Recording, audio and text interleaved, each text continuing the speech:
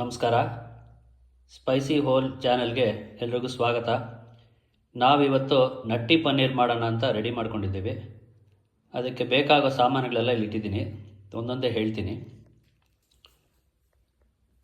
ನೋಡಿ. ಒಂದು 150 ಗ್ರಾಮ್ ಅಷ್ಟು ಪನ್ನೀರು, ಒಂದು 2 ಟೊಮೆಟೊ ಹೆಚ್ಚಿಟ್ಕೊಂಡಿದ್ದೀವಿ, ಒಂದು ಸ್ವಲ್ಪ ಕೊತ್ತಂಬರಿ ಸೊಪ್ಪು, ಒಂದು 2 ಈರುಳ್ಳಿ, 1 ಕಪ್ಪು ಕಡಲೆಕಾಯಿ ಬೀಜ, ಹಸಿ ಕಡಲೆ ಬೀಜ, ಮತ್ತು ಒಂದು 3-4 ಸ್ಪೂನಷ್ಟು ಹುರಿದಿರೋದು ಕಡಲೆ ಬೀಜ, ಮತ್ತು ಅದನ್ನು ಕುಟ್ಟಿ ಸಣ್ಣ ಸಣ್ಣ ಪೀಸಾಗಿ ಕಟ್ ಮಾಡ್ಕೊಂಡಿದ್ದೀವಿ.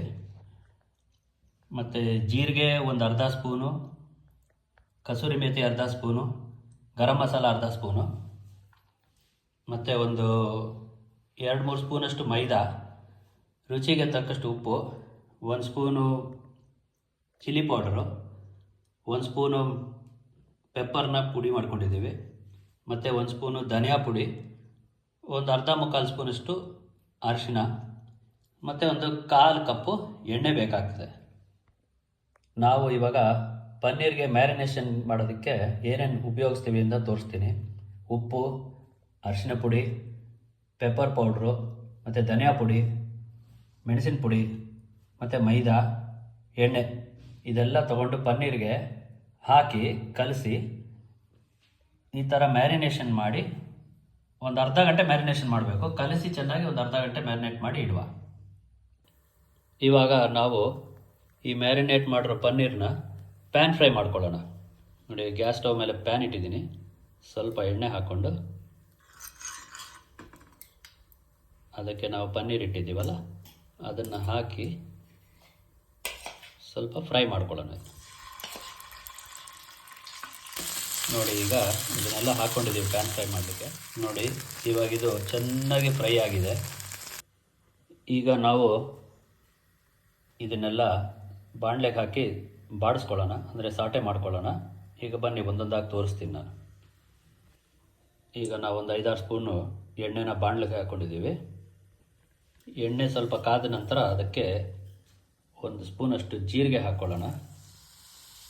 ಈ ಜೀರಿಗೆ ಸ್ವಲ್ಪ ಚಿಟ ಅಂತ ಆದ ತಕ್ಷಣ ನಮ್ಮ ಹತ್ರ ಹಸಿ ಕಡಲೆ ಬೀಜ ಉಂಟಲ್ಲ ಅದನ್ನು ಹಾಕ್ಕೊಳ್ಳೋಣ. ಇದು ಸ್ವಲ್ಪ ಅದನ್ನು ಹುರ್ಕೊಳ್ಳೋಣ ಎಣ್ಣೆಯಲ್ಲಿ. ನೋಡಿ, ಕಡಲೆಕಾಯಿ ಬೀಜ ಒಂದು ಅರ್ಧ ನಿಮಿಷದಷ್ಟು ಹುರ್ಕೊಳ್ಳೋಣ. ಈಗ ಅದಕ್ಕೆ ಹೆಚ್ಚಿಟ್ಕೊಂಡಿರೋ ಈರುಳ್ಳಿ ಹಾಕ್ಕೊಳ್ಳೋಣ.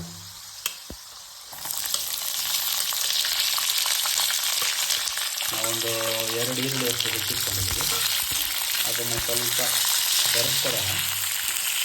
ನೋಡಿ, ನಾವು ಈರುಳ್ಳಿನ ಸಾಧಾರಣ 1 ನಿಮಿಷದಷ್ಟು ಬಾಡಿಸ್ಕೊಂಡಿದ್ದೀವಿ, ಅಂದರೆ ಅದು ಸ್ವಲ್ಪ ಗೋಲ್ಡನ್ ಬ್ರೌನ್ ಕಲರ್ ಬರೋ ಹಾಗೆ. ಈಗ ಇದಕ್ಕೆ ನಾವು ಹೆಚ್ಚಿಟ್ಕೊಂಡಿದ್ದೀವಲ್ಲ ಆ ಟೊಮೆಟೊ ಹಾಕ್ಕೊಳ್ಳೋಣ. ಅಂದರೆ ನಾವು ಸಣ್ಣ ಟೊಮೆಟೊ ಒಂದು 2 ಹೆಚ್ಚಿಟ್ಕೊಂಡಿದ್ದೀವಿ. ಸಾಧಾರಣವಾಗಿ ಮೀಡಿಯಮ್ ಸೈಜ್ ಇತ್ತು ಅಂದರೆ ಒಂದೇ ಟೊಮೆಟೊ ಸಾಕು. ಈಗ ಈ ಟೊಮೆಟೊ ಹಾಕೊಂಡ್ಮೇಲೆ ಸಾಧಾರಣ ಒಂದು ಅರ್ಧ ನಿಮಿಷ ಅದನ್ನು ಬೆರೆಸಿದ್ದೀವಿ, ಕೈ ಹಾಕ್ತಿದ್ದೀವಿ. ಈಗ ಅದಕ್ಕೆ ನಾವು ಹೆಚ್ಚಿಟ್ಕೊಂಡಿರುವಂಥ ಕೊತ್ತಂಬರಿ ಸೊಪ್ಪು ಹಾಕ್ಕೊಳ್ಳೋಣ. ಜಾಸ್ತಿ ಹೊತ್ತಾರೆ, ಒಂದು 10-15 ಸೆಕೆಂಡು ಕಲಿಸಿದರೆ ಸಾಕು, ಮತ್ತು ಅದು ಆಗ್ತದೆ. ಅದನ್ನು ನಾವು ಆರಲಿಕ್ಕೆ ಬಿಡುವ. ಈಗ ನಮ್ಮದು ಸಾಟೆ ಮಾಡ್ಕೊಂಡಿರೋದೆಲ್ಲ ರೆಡಿ ಇದೆ. ಈಗ ಇದನ್ನು ತೆಗೆದು ಒಂದು ತಟ್ಟೆನಲ್ಲಿ ಆರಿಸಿಕೊಂಡು ಮಿಕ್ಸಿಲಿ ಹಾಕಿ ಒಳ್ಳೆ ಪೇಸ್ಟ್ ಮಾಡುವ. ಈಗ ನಮ್ಮ ಪೇಸ್ಟ್ ರೆಡಿಯಾಗಿದೆ. ನಾವು ಗ್ಯಾಸನ್ನ ಸಿಮ್ಮಲ್ಲಿ ಇಟ್ಕೊಂಡು ನಾವು ಉಪಯೋಗಿಸಿದ್ವಲ್ಲ ಅದೇ ಬಾಣಲೆಗೆ ಎಣ್ಣೆ ಹಾಕ್ಕೊಳ್ಳೋಣ. ಈಗ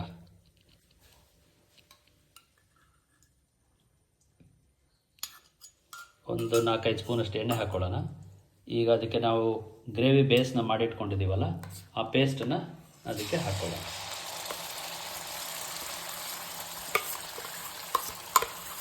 ಈ ಬಾಣಲೆಗೆ ಹಾಕಿರೋದನ್ನು ಸ್ವಲ್ಪ ಹಾಗೆ ಕೆದಕೋಣ. ನೋಡಿ, ಪೇಸ್ಟ್ ಏನು ಬಾಣಲೆಗೆ ನಾವು ಹಾಕಿದ್ದೀವಿ ಅದೊಂದು 5 ನಿಮಿಷ ಫ್ರೈ ಮಾಡ್ಕೊಳ್ಳೋಣ. ಯಾಕೆಂದರೆ ಅದರಲ್ಲಿ ಹಸಿ ವಾಸನೆ ಇರ್ತದಲ್ಲ ಅದೆಲ್ಲ ಹೋಗಬೇಕು.